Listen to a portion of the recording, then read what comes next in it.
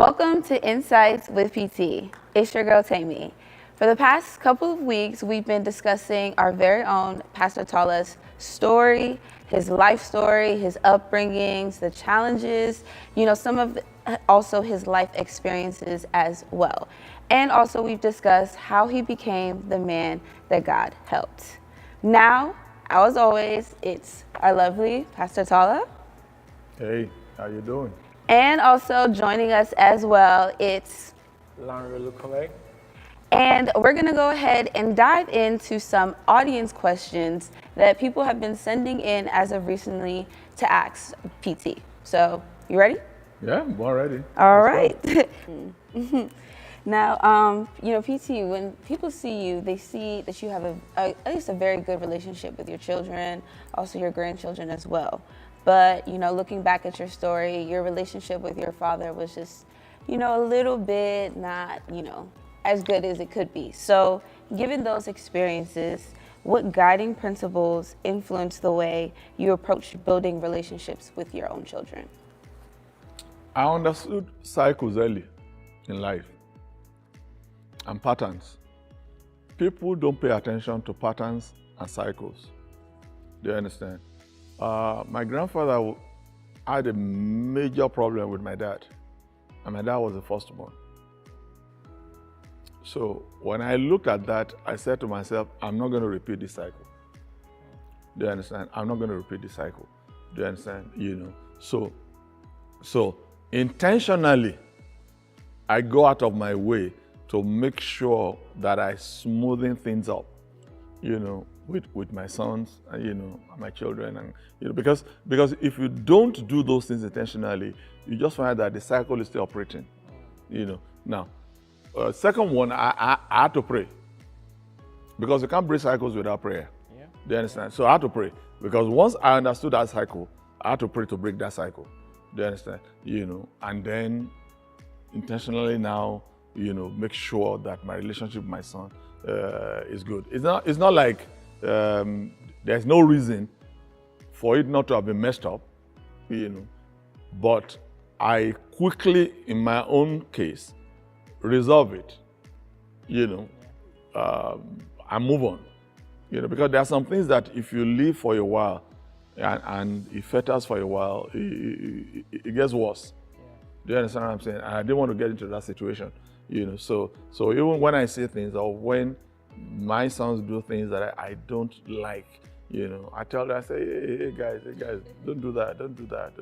I don't appreciate that and all that. And God has helped also. They are discerning and they listen. Do you understand? So it helps, to be able to get, to that. My dad was very salty, and I didn't understand why. I still don't, but I had to make sure that I don't turn out like that.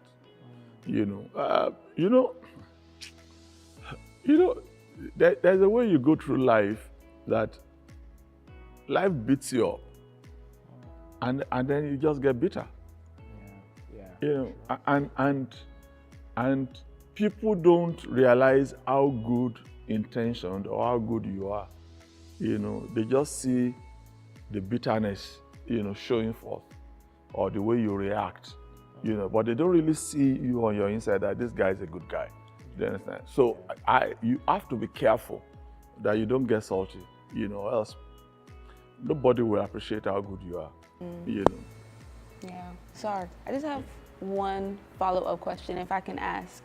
You talked about how you didn't want to be like your dad in terms of your children, but were there any kind of like moments where subconsciously maybe there were similarities in your parenting styles, or you just were completely different? There were quite a lot, because you don't give what you don't have.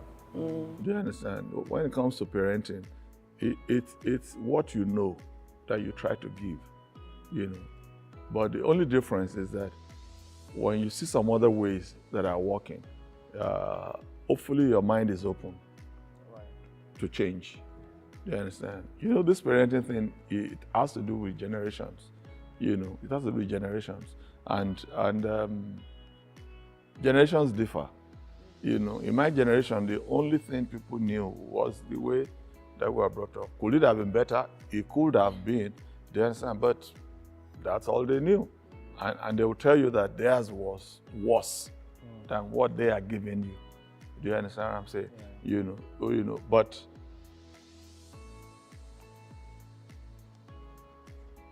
all I wanted was the best, you know, for my children.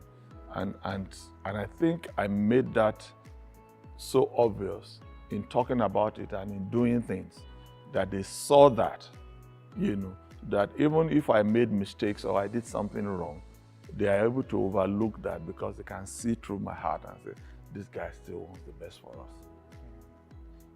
You know, sir, I want to piggyback what you said, and I think for our audience, there's just a lot of issues that people go through, and they don't actually identify that these are cycles that go on in their lives. How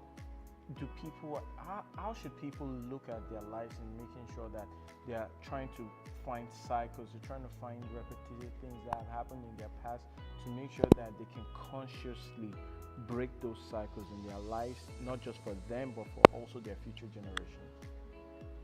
You just have to be discerning, you know, and be more conscious of your surroundings and things happening around you. You know, people go through life like they are just in a hurry. You know, so I believe we have to go through life and be more intentional, you know, and be more introspect. Do you understand? And look at it. That's the way I'm made up. I think a lot. Do you understand? And that has helped me, you know, that even now, if I'm saying to my wife some things, and she say, my God, how did you get there? I knew she's not there yet, you know, so I don't force it. So I keep quiet, you know. Months or years later, she's there and she sees what I was trying to say. I say, I told you, you know. I watch a lot of things, even though I pretend not to be watching. Oh yeah, I'm telling you, I watch a lot of things, you know. I observe a lot of things, but I might do like, I'm not watching. Do you understand? More so if it does not affect me directly one-on-one. You know, I just say, okay, but if this guy is not careful, it's going to have a problem here. Do you understand? If such people ask me, then I can give them advice. But if they don't ask, that's okay. You know, and after a while, we'll get to the bus stop. You know, so. Yeah. You know, PT, is there any advice that you can give to our viewers about, you know, being intentional in terms of, you know, their walk,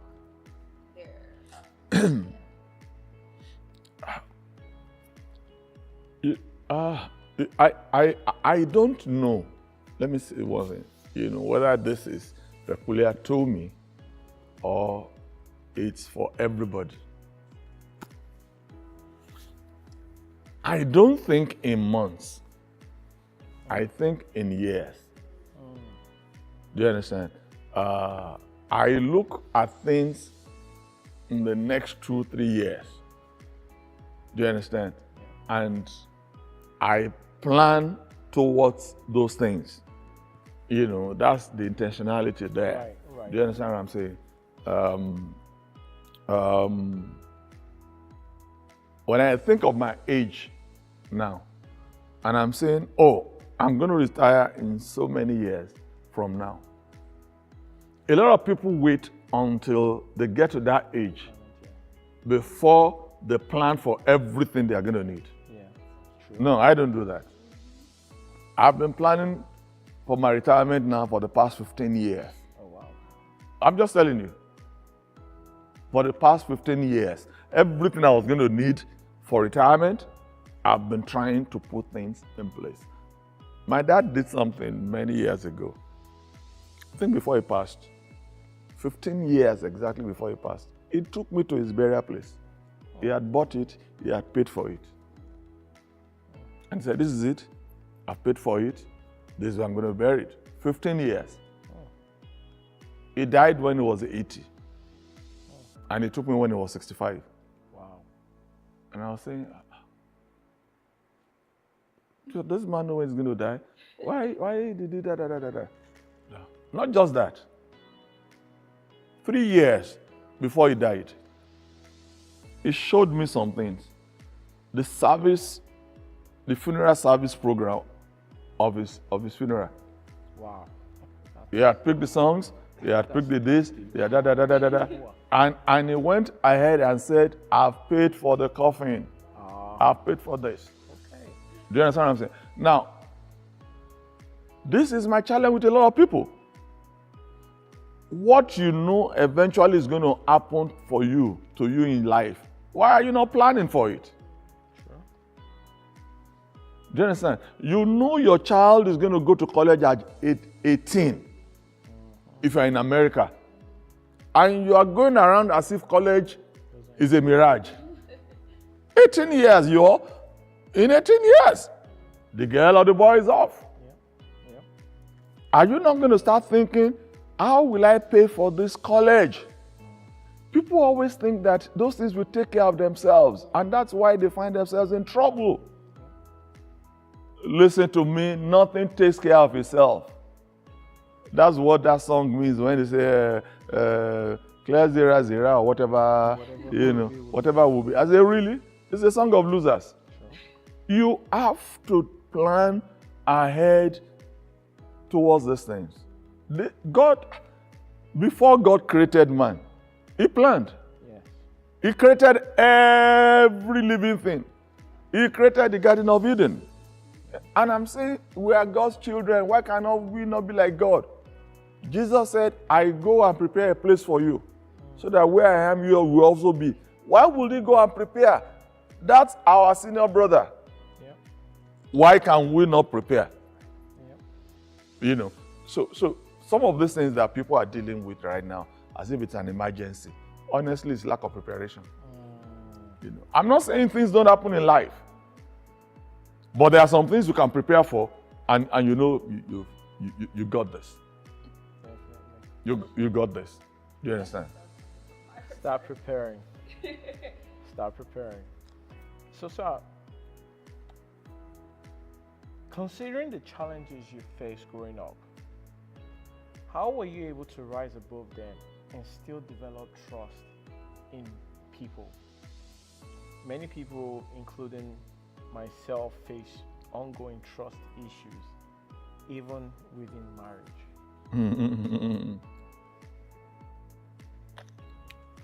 Let me tell you one thing. And I'm going very colloquial right now. Now, my mom says this. She used to say this. I said, if you close your eyes because of bad people, good people will also pass by. True. You understand? In the work that I do, as a pastor, I cannot afford to hold on to grudges or offenses, because this work cannot be done alone. Do you understand? As some people are hurting you, God is sending some more new people, and you have to be more open. Do you understand what I'm saying? You have to be more open to be able to work with them. Do you understand? I don't second guess people like that. Do you understand? I give people equal opportunity. What I mean by that is that equal opportunity for you to mess up yourself or to prove good. So the fact that you messed up with A does not mean that I should close you out because you're going to mess up with me.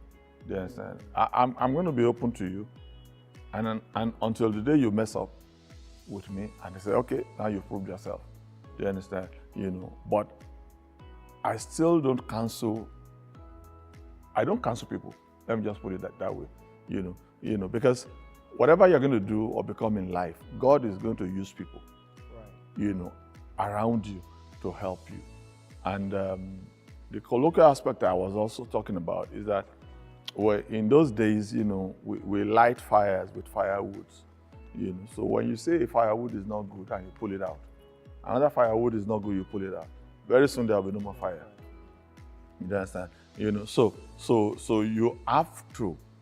I've worked with people that unbelievably you'll never think they could have been great help towards this ministry that God has called me into. And it's because I've been able to deal also with myself. You know, what I mean by that is to be more accommodating. Do you understand? Because my people say one thing, that if you say a child is a bad child, you know, there's going to be one day in life that that child will be good. Do you understand what I'm saying? And that might be the day you need the child most. You know, so you need to be careful, you know, so that you don't cancel people just because they offended you. Cancel. Very soon you'll be alone. You'll be alone. And specifically even in marriage, because I think this person might be having trust issues in their marriage. In the marriage thing, honestly, you have to get to a point that you take a lot of things with a pinch of salt. In marriage, you know, a part of our problem is that we lack understanding of each other, you know, as men and as women. Do you understand? Somebody was saying this morning, on my way here, I was listening. He said there are only two things that women remember. Two things. The good that they have done to you and the bad you have done for them. You know, now, I might not endorse it like that, but if you hear that and you let it sink a little bit, then you realize that some of the fights at times you might be fighting over, you just say, it's okay. That maybe that's the way you are made, I don't know, but that's okay. Do you understand what I'm saying? You know, some men fight their wives, you know, over providing, you know, provision in the house, you know. But the way I look at it honestly is that if your wife doesn't have a job for 1 year and you carry the whole expenses as a man, I'm telling you, nobody's going to clap for you. When you lose your job for 1 month, your wife will go from Africa to Asia and everywhere to talk about you, that he has not brought any income home. So is that the same woman I'm not going to be fighting over money? So you just have to pray and say, God, help me, so that I don't fall victim of this woman. Do you understand? Help me, God. That's it, oh. And as long as God helps you, you know that area is covered. Right. And that's what I'm saying.